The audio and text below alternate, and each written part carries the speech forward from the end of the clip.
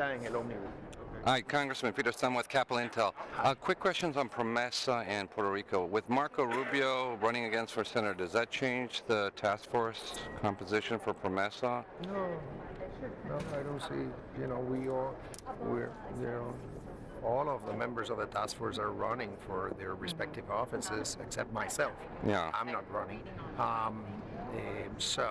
And that's part for the game. I mean, we all have our own constituencies, we all have our own ideologies, and the challenge for the task force is to reach consensus among all the members. That doesn't happen often here in Congress. It happened with PROMESA, and hopefully it'll happen with the task force report. Some of the good news is silver lining. Hillary Clinton's asking to put billions of dollars for private sector initiatives to infrastructure. We have PREPA, we have your water utility. Would you be for the privatization of these utilities, using this money as a one way of paying back debtors, especially in the utilities? We have to carefully weigh the pros and cons of dealing with, of engaging the private sector versus existing government entities in Puerto Rico. You have some debt outstanding that needs to be taken care of. You have, and some of these entities, their balance sheets are in no shape to be sold in the market. But first things come first. The first thing we have to do in Puerto Rico, as far as Puerto Rico is concerned, is stabilize the government's finances, restructure the debt in an orderly fashion, and then be able to balance our budgets moving forward. Now, once we do that, any incentive for additional investment in Puerto Rico, infrastructure investment in Puerto Rico would be more than welcome. Because you've already prioritized Monos Airport. There's talk of a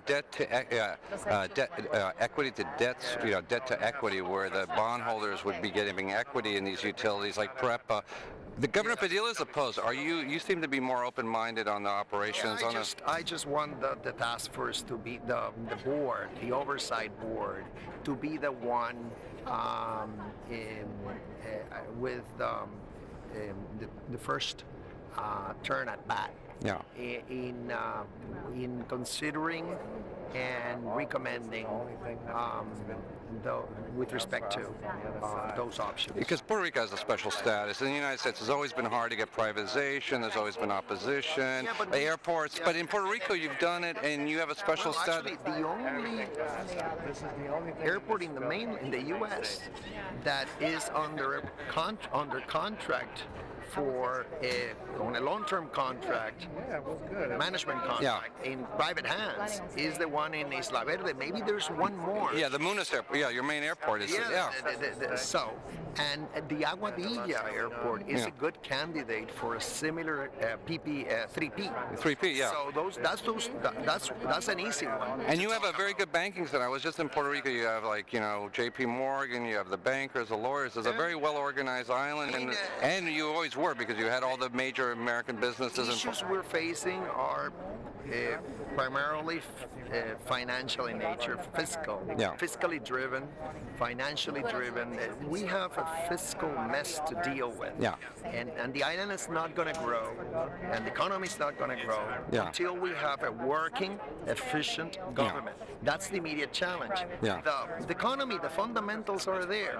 It's a diverse economy, and we can, once we get our house in order, it's just a matter of promoting better what Puerto Rico has to offer in the manufacturing sector, in the tourism sector, in the professional services sector, among others. Okay, thank you, sir. Okay. Where's the other